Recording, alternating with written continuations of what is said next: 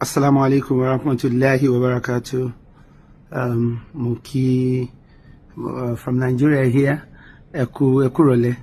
And fún àwọn Christiani, àlàáfíà fún yín o. And yín oníṣẹ̀ṣe náà tẹ́ máa wo fídíò mo kí gbogbo yín o. So a dára fún gbogbo yín o.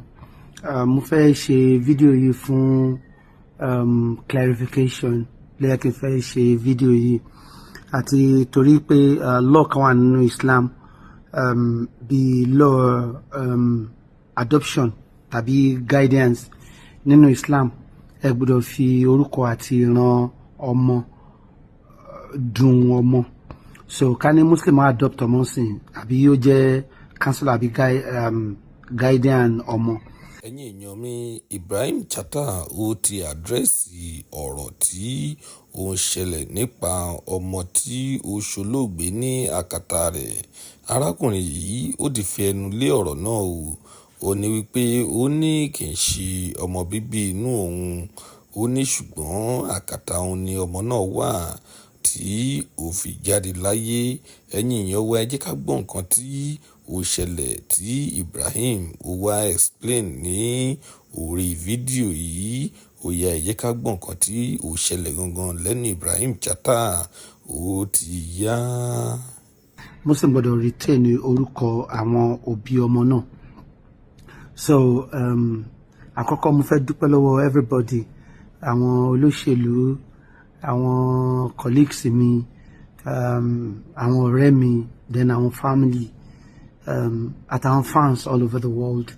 Mo rí gbogbo àwọn àtẹ̀jíṣẹ́ gbogbo yín, mo dẹ̀ rí àwọn tó ń pè àtàwọn tí mi tí máa gbé kọ́ọ̀lù wọn kí wọ́n padà.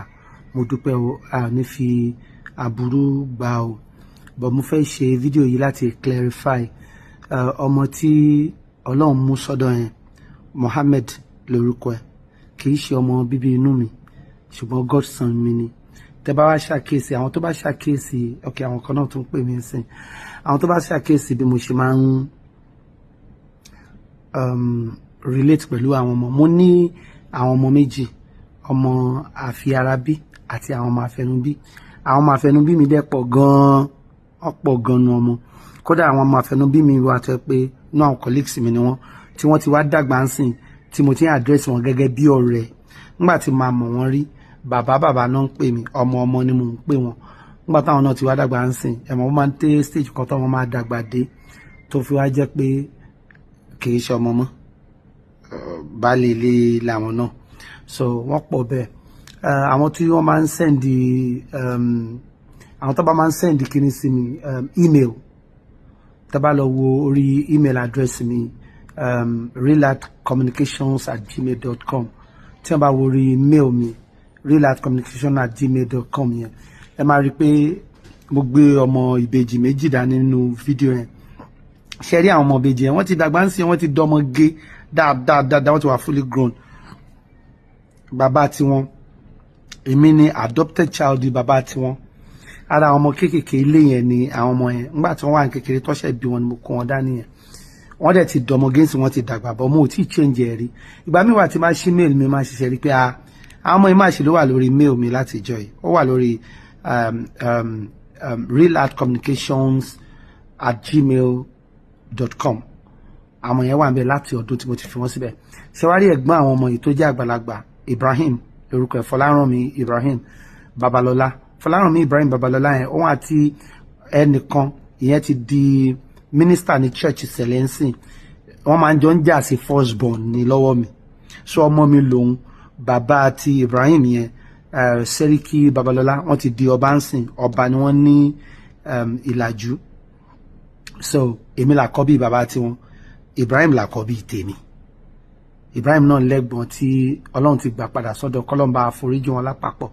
So mo ní àwọn ọmọ àfi ẹnubí púpọ̀. Lára àwọn ọmọ àfẹnubí mi, òun wá ní Mohammed wa tí Ọlọ́run pè sọ́dọ̀. Tẹ́ bá ṣàkíyèsí, mo ti máa ń post fídíò before now, tí máa post ọmọ kan fún birthday tí máa ní dear son.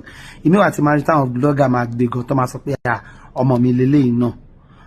Mo fẹ́ kọ́ clarify, ọmọ mẹ́ta ni Olúwa fún mi, Abdulmalik, Ahmed àti Awao ọmọ pọ̀ lára mi, so mo fẹ́ bí sí tọ́lọ́run bá fún mi sí. Ṣùgbọ́n ṣe rí àwọn ọmọ àfẹnubí àti ọmọ àfarabí mi, ọmọ mi ni gbogbo wọn. Òun ni àdírẹ́sì yẹn ṣe máa ń wá bẹ́ẹ̀. Mo kàn ní láti ṣe clarification yìí nítorí ṣùgbọ́n ó dùn mí náà ni bí nǹkan ṣe bó ṣe bákan náà ni nǹkan ṣe máa ń dùn mí. Gbogbo àwọn tí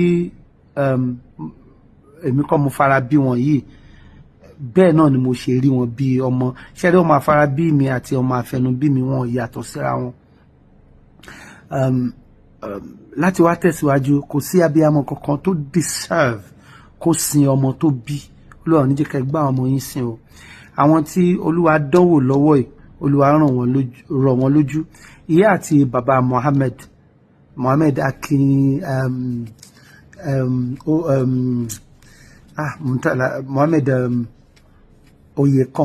Mohammed Oyekan lórúkọ ọmọ yẹn. Mohammed Oyekan àti bàbá àti màmá Mohammed Oyekan, Olúwa rọ̀ wọ́n lójú. Àdúrà wa ń lọ fún wọn, pàápàá jùlọ àǹtí mi, màámi Péjú Ọmọbọ́láńlé, Péjú Ògúnmọ́lá Ọmọbọ́láńlé. Olúwa kó ràn wọ́n lójú, Olúwa kó ràn wọ́n lójú. Ọ̀dọ́ tó jẹ́ Ọlọ́run nípè recently, skit maker yìí, Sanku, Olúwa kó rọ̀ àwọn òbí ẹ̀ lójú. Ìpẹ́ tí wọ́n fẹ́ ṣe fún abiyamọ tó sọmọ nù, mi ò mọ̀. Olúwa kó rọ̀ gbogbo wọn lójú, Olúwa kó rọ̀ yín lójú. Wáàsí kankan wà, mi lè ṣe wáàsí kankan fún ẹni tó sọmọ nù ju pé àwọn nìkan náà lè ṣe wáàsí fúnra wọn. Olúwa ọdẹ kì í ṣàṣìṣe, kò sí abiyamọ tó lè wù kó lùzọ ọmọ ẹ̀, ọmọ tí wọ́n bí tó tọ́. Ṣùgbọ́n Olúwa rọ̀ yín lójú, Olúwa rọ̀ yín lójú, Olúwa fi yín lọ́kàn balẹ̀. Olúwa dúró ń bẹ̀ fún yín. Mi mọ nǹkan mi tí mo fẹ́ sọ. Ọmọ mi ṣì ni Mohammed Oyekan, ọmọ mi ṣì ni. Olúwa kó rọ̀ àwọn òbí ẹ̀ lójú. Ọmọ mi ni, but ọmọ mẹ́ta gangan ni Olúwa fún mi bí mo ṣe kà síwájú yẹn. So ẹ̀yin tí ẹ tàtẹ̀jíṣẹ́, ẹ̀yin tẹ́ pè mí, àwọn èèyàn pọ̀. Bàbá wa Lai Mohammed, Olúwa dúró ń bẹ̀ fún yín o, àtọmọ ọmọ ẹ̀ ní sọ kankan nu o. Ṣé bàbá mi Buhari ọmọ Musa àti gbogbo àwọn àfáà tó pè mí kí o, àti gbogbo àwọn àfáà tó ń pè àtàwọn tó sì ń pè náà. Ọmọ mi náà ni Mohammed o, Mohammed Oyekan ọmọ mi ni o. Ẹ ṣeun. Àwọn colleagues mi wọ́n pọ̀. Doyin Kúkọ̀yí, Fẹ́mi Adébáyọ̀, Múyìwá Adémọ́lá, Bímbọ́ Ṣìn, màámi Madam Ṣàjẹ́, gbogbo yín ẹ ní fojú sunkún ọmọ, ẹ ní gbọ́mọgbìn bí èbùṣu. Olúwa rọ̀ gbogbo àwọn tí Olúwa fi àdánwò yìí kàn lọ́wọ́lọ́wọ́ yìí, Olúwa rọ̀ wọ́n lójú, Olúwa rọ̀ gbogbo yín lójú. Olúwa dúró tì yín gbogbo, àti àwọn ọmọ mi táwọn ti dàgbà tó yẹ pé mo ti wá ń pè wọ́n lọ́rẹ̀ẹ́ tí gbogbo wọn ti ń pè mí látàná yẹn. Olúwa dúró tì yín, a ò ní yọkú. Kí ẹlẹ́yẹ̀ wa má ṣíwájú, kí oníwájú má kẹ́yìn. Ẹ̀yin tí à ń tọ́ bí ọmọ, ẹ̀yin náà ní kẹ́ dèpẹ̀ sí wa lójú. Nǹkan tó ti dáa jù nìyẹn. Gbogbo àti mọ̀ pé death is inevitable, but kò sẹ́ni tó wù kó sọ àwọn tó wà lẹ́yìn wọn tó máa ṣẹ̀yẹ kẹ́yìn fún wọn. Kò sẹ́ni tó gbàdúrà kó sọ wọ́n nù. Olúwa foríjì wọn lápapọ̀. Mohammed, may Allah be pleased with you. May Allah forgive all your sins. You are our son, and all of these people are our children. Olúwa kó rọ̀ àwọn òbí tó bí wọn lójú. Assalamu alaikum wa rahmatullahi wa barakatuh. Ẹ̀yin Kristẹni, àlàáfíà fún yín o. Ẹ̀yin oníṣẹ̀ṣe, eriwo yà. God bless all of you. God bless you.